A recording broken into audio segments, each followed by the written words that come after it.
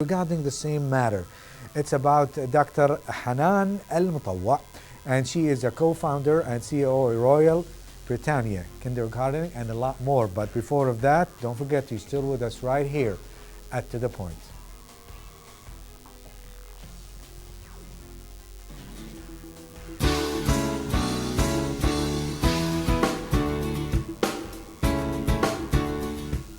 It's very important to give a strong foundation for children to be able to bridge the gap between what we call nursery or kindergarten learning and primary.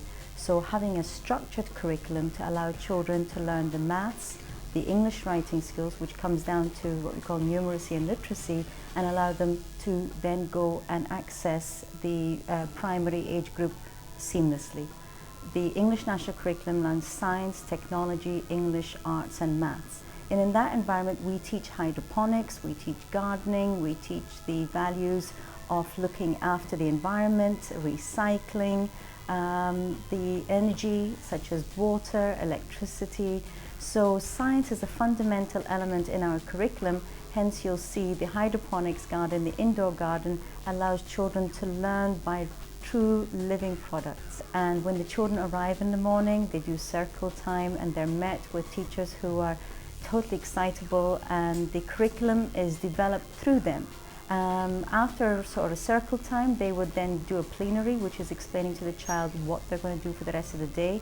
And of course, the activities based on STEAM, science, technology, English, arts and maths, is structured in a way that allows the children and the teacher to move through one zone to another zone, from the learning zone, from the knowledge zone, from the sharing zone, from the caring zone to baking zone, to gymnastics, to arts, to music, different zones of learning, and that's what the teacher facilitates for the children. They are facilitators of learning for the child's welfare.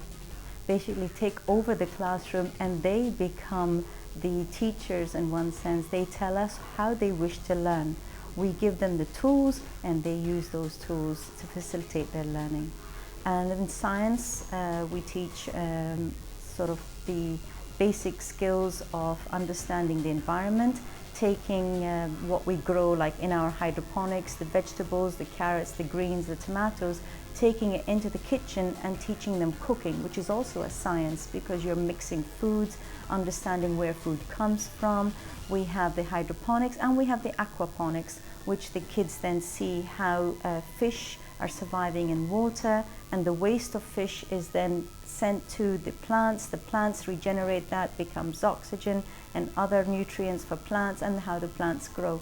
Because when you look at Kuwait is dependent on export and import of products. Predominantly majority of our what children see in the fresh food stalls in the market is all imported, unless they have Kuwait produce from Abdili or Wafra. But really they don't see that. So this is where science plays a significant role. Technology, when we are working with interactive learning boards, every classroom has like a big size gigantic iPad, and it allows them to interact with the world above and also the connected world. When we talk about technology, we talk about sports because you're using all your body and it becomes like, like robotics. And you're learning how to use all your physical abilities. With regards to the arts, we teach music at a professional level. We have true instruments that children can actually practice on, guitars, wind instruments, and we actually have specialist teachers that come in and teach individually.